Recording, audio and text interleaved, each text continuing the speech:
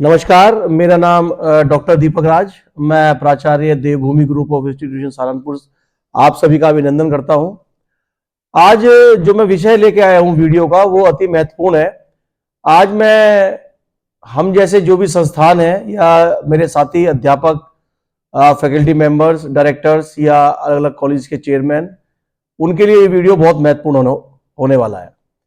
इससे पहले कि मैं वीडियो शुरू करूं, मेरा आपसे निवेदन है, हमारे चैनल को सब्सक्राइब करें। देवभूमि इसी प्रकार के वीडियो आप लोगों के लिए लेके आता रहता है और समय समय पर जानकारी से भरे वीडियो के माध्यम से आपकी जानकारी में इजाफा करता रहता है। कोई भी यदि आपका प्रश्न है तो मैं बता दूं, आप हम नीचे डिस्क्रिप्शन बॉक्स में हमारा ईमेल आईडी है, आप वहां पर कोई भी प्रश्न, कोई भी क्वेरी आप पूछ सकते हैं, जिसका जवाब आपको तुरंत दिया जाएगा। तो मैं समय ना गवाते हुए सीधा मैं वीडियो पे आता हूं। आज का जो वीडियो है वो all India council of technical education AICT से संबंधित है। अभी पिछले कुछ दिनों से ये चर्चा बहुत आम है कि जितने भी भारतवर्ष में BBA व BCA के एग्जिस्टिंग कॉलेज या जिनको BBA या BCA bachelor of computer application and bachelor in business administration के कोर्सेज संचालित करने हैं, उनका जो अधिग्रहण है या उनका विनियमन है वो AICT के माध्यम से किया जा रहा है।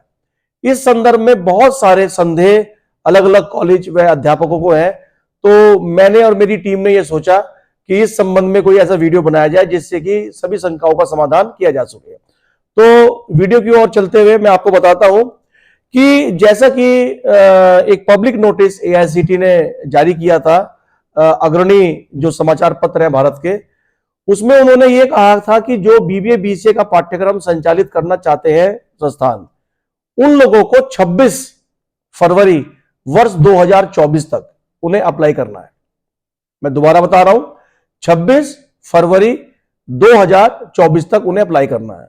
परंतु जो सामान्य संस्थान है, जिनको हम टेक्निकल इंस्टीट्यूशंस कहते हैं, माने कि उनके यहां BTech, पॉलिटेक्निक या MBA MCA ऐसे पाठ्यक्रम चल रहे हैं जो पूर्व में ही AICT से मान्यता प्राप्त है या अप्रूव्ड है, उनके लिए यह डेट रखी गई पोर्टल सबमिट करने की 31 जनवरी 2024। क्या डेट? 31 जनवरी 2024। अब संदेह यहां पर उत्पन्न हुआ कि किस प्रकार से अधिग्रहण BBA BCA का किया जाएगा या किस प्रकार से AICT इसको अप्रूवल देगी।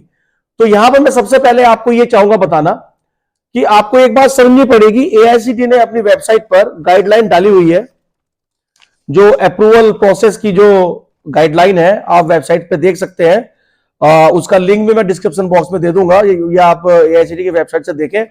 इस प्रकार का कुछ उसका पेज होगा जी।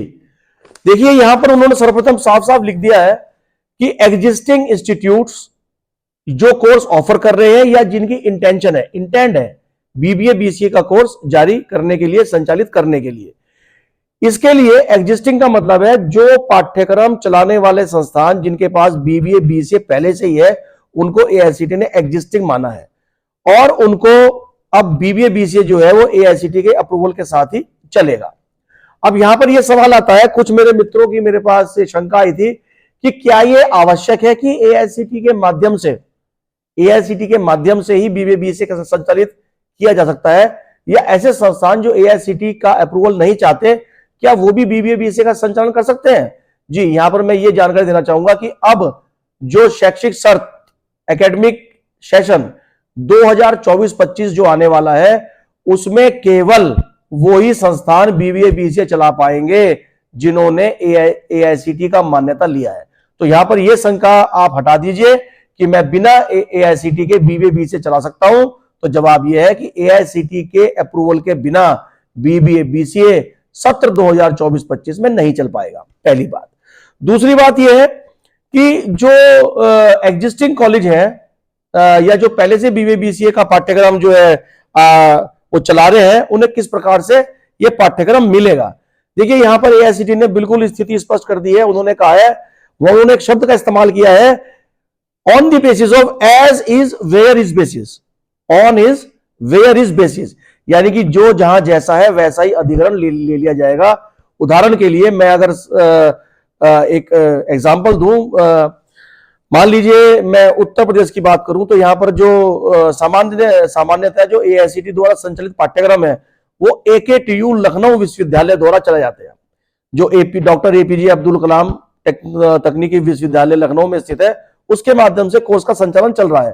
और सामान्यतः जो बीए बीसीए के पाठ्यक्रम है वो जो भी लोकल सरकारी या स्थानीय विश्वविद्यालय है, अगर मैं बात करूं अपने यहाँ की सहारनपुर की, तो यहाँ पर मां शाकुंभरी विश्वविद्यालय के माध्यम से यह पाठ्यक्रम चल रहा है। तो एआईसीटी ने कहा है कि उसी विश्वविद्यालय से एज इट इज चलता रहेगा, उसमें कोई परिवर्तन नहीं होगा। यहां पर एक जानकारी मैं और देना चाहूंगा कि अभी एआईसीटी ने बीबीए बीसीए के संदर्भ में कोई क्वालिटी नॉर्म्स तय नहीं किए हैं। एआईसीटी ये कहता है कि एक प्रोसेस, एक कंसल्टेशन के प्रोसेस के पश्चात, एक थोरो प्रोसेस ऑफ कंसल्टेशन के थ्रू वो क्वालिटी नॉर्म्स मेंटेन करेंगे, जिसके माध्यम से बीबीए बीसीए के जो पाठ्यक्रम है उसमें किस प्रकार का इंफ्रास्ट्रक्चर होगा, फैकल्टी का रेशो क्या होगा, छात्रों की संख्या, सीटों का आवंटन, प्रवेश की परीक्षा, कक्षा, उनकी प्रयोगशाला या उनका पुस्तकालय, इन सब के बारे में एआईसीटी को नॉर्म्स अभी बनाने हैं, जिसके बारे में वो जानकारी दे देंगे। यानी कि इसका मतलब है अभी वर्तमान में एआईसीटी ने बीबीए बीसीए को लेकर कोई भी नॉर्म जारी नहीं किया है। यहां पे मैं ये चाहूंगा बताना, ऐसे एग्जिस्टिंग इंस्टीट्यूशन जिनको अपना बीबीए बीसीए एआईसीटी के एम्बिट में लाना है या उनके अप्रूवल के दायरे में लाना है, उनको एक सरकार द्वारा एक पोर्टल बनाया गया है, एक वेबसाइट बनाई गई है, नेशनल सिंगल विंडो सिस्टम। इस वेबसाइट पे आप जाएंगे, वेबसाइट पे जाके कॉलेज को रजिस्टर करेंगे और रुपए 6,000 मात्र देकर आपको एक कॉलेज की आईडी और पासवर्ड मिल जाएगा, जिसके माध्यम से आप आगे अपने कॉलेज का जो अप्रूवल का पोर्टल है उसको भर सकते हैं। अगर मान लीजिए किसी दशा में कोई भी कॉलेज संस्थान अपना आईडी या पासवर्ड खो देता है या भूल जाता है या फॉरगेट आईडी पासवर्ड हो जाता है, तो उसके लिए पुनः आपको 6,000 रुपए पे कर आपको दोबारा वो आईडी पासवर्ड दे दिया जाएगा। यहां पर अब बात आती है फीस की, कि एआईसीटी ने बीबीए बीसीए के लिए जो एग्जिस्टिंग इंस्टीट्यूशंस हैं उनके लिए क्या वो रखा है। मैं पुनः बता दूं, एग्जिस्टिंग इंस्टीट्यूट में उनको कह रहा हूं जहां पर पहले से ही बीबीए बीसीए पाठ्यक्रम का संचालन हो रहा है। उनके लिए जो फीस रखी गई है वो फीस आपका जो है वो लगभग 7 लाख रुपए आने वाली है, लगभग। इसके अंदर बहुत एआईसीटी ने बहुत क्लियरली, बहुत स्पष्ट रूप से बताया है कि जो प्रारंभिक नए इंस्टीट्यूशन के लिए जो शुल्क लिया जाता है वो करीबन 10 लाख रुपए है, वो एआईसीटी नहीं ले रहा है। साथ ही साथ कोई भी सिक्योरिटी मनी एआईसीटी द्वारा चार्ज नहीं की जाएगी। और एआईसीटी केवल आपसे जो चार्ज लेगा उस चार्ज का जिक्र एआईसीटी की जो अप्रूवल प्रोसेस हैंडबुक है जो वर्तमान में आई है 2024 से लेकर 27 के लिए, उसमें टेबल नंबर 2.1, मैं दोबारा दोहरा रहा हूं, table number 2.1 page number 13, approval process handbook 2024 से 27 का जो है उसका पेज नंबर 13, टेबल नंबर 2.1 के द्वारा जो चार्जेस या फीस तय किए गए, जो लगभग 7 लाख रुपए बैठने वाला, यदि आप बीबीए बीसीए 2 पाठ्यक्रम सामान्यतः ले रहे हैं तो वो लगभग 7 लाख बैठने वाला है। तो केवल यही लागू होगा, यानी कि टेबल 2.1 का जो चार्ज है वही लागू होगा। लेकिन जो टेबल 1.1 है जो पेज नंबर 3 पर है अप्रूवल हैंडबुक में, वो चार्जेस यानी कि जो लगभग 10 लाख है वो आप पर लागू नहीं होगा। साथ ही साथ कोई भी जो सिक्योरिटी मनी है वो आपसे नहीं ली जाएगी। अच्छा, यहां पर गाइडलाइन में एआईसीटी ने एक टेबल बनाकर इसके विषय में क्या नाम बताया है कि बीबीए में 60 सीट, 120 सीट या 180 सीट, या बीसीए में 40 सीट, 100 सीट या 180 सीट। सामान्यतः अगर मैं बात करूं तो बीबीए और बीसीए में दोनों में 60-60 सीट का एक सेक्शन होता है, परंतु एआईसीटी ने बीबीए में तो 60, 120 और 180 दिखाया है एग्जाम्पल के लिए, उदाहरण के लिए। तो बीसीए में दिखाया है 40, 100 या 180। तो इसमें आपको व्यथित होने की आवश्यकता नहीं है, ये उदाहरण मात्र है। आप जब पोर्टल पे जाएंगे तो सही संख्या आपसे भरवाएगा, उसमें कोई आपको समस्या आने वाली नहीं है। देखिए, अब कुछ सवाल ये आता है कि क्या आपको कोई अलग से बिल्डिंग की आवश्यकता है या अलग से प्रिंसिपल की आवश्यकता है? जी बिल्कुल नहीं। वर्तमान में जो बिल्डिंग है जहां चल रहा है एग्जिस्टिंग, वही बिल्डिंग रहेगी। अभी जो प्रिंसिपल साहब आपके यहाँ या जो प्राचार्य महोदय कार्य कर रहे हैं वही इन पाठ्यक्रम के लिए एआईसीटी द्वारा मान्यता होंगे। आपको कोई भी एकेडमिक अरेंजमेंट या एग्जामिनेशन सिस्टम का अरेंजमेंट अलग से नहीं करना है।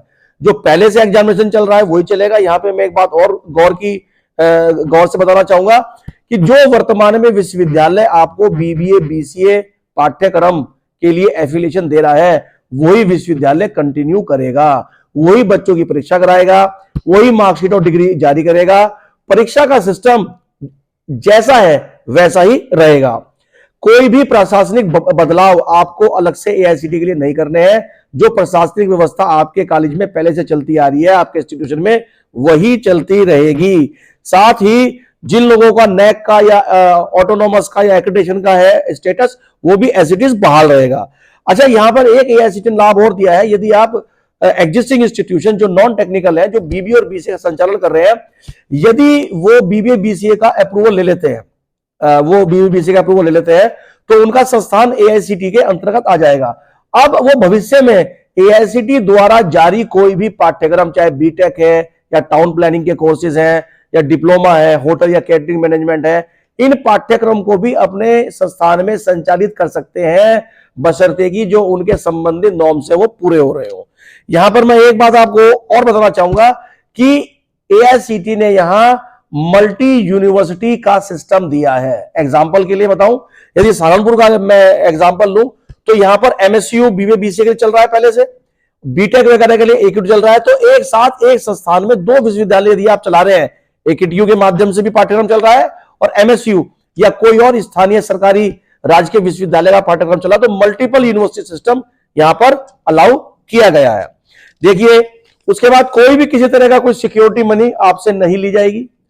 और इस पाठ्यक्रम के साथ आपको लाभ क्या होगा? लाभ यह होगा कि आपको जितने बेनिफिट है एआईसीटी के स्टूडेंट को, चाहे वो प्लेसमेंट के लिए की फैसिलिटी हो, ई लर्निंग सिस्टम हो, जैसे ई कुंभ है, स्वयं है, फैकल्टी डेवलपमेंट प्रोग्राम्स है, स्टूडेंट एक्सचेंज जो है प्रोग्राम है, उसके बाद एआईसीटी की बहुत सारी स्कॉलरशिप है, जैसे प्रगति है, सक्षम है, या इस तरह के जितने भी पोर्टल के माध्यम से होने वाले निःशुल्क फायदे हैं वो बच्चे और अध्यापकों को मिलने वाले हैं। आशा करता हूं इस वीडियो के माध्यम से आपका जानकारी मिली होगी। जो मेरी दी गई जानकारी आपको अच्छी लगी होगी। यदि इस संदर्भ में कोई भी संदेह है तो नीचे दिए गए ईमेल एड्रेस पर मुझे संपर्क करना ना भूलें। मैं यथाशीघ्र आपके प्रश्नों का उत्तर देने के लिए तैयार रहूंगा। वीडियो को अंत तक बने रहने के लिए बहुत बहुत आभारी, धन्यवाद।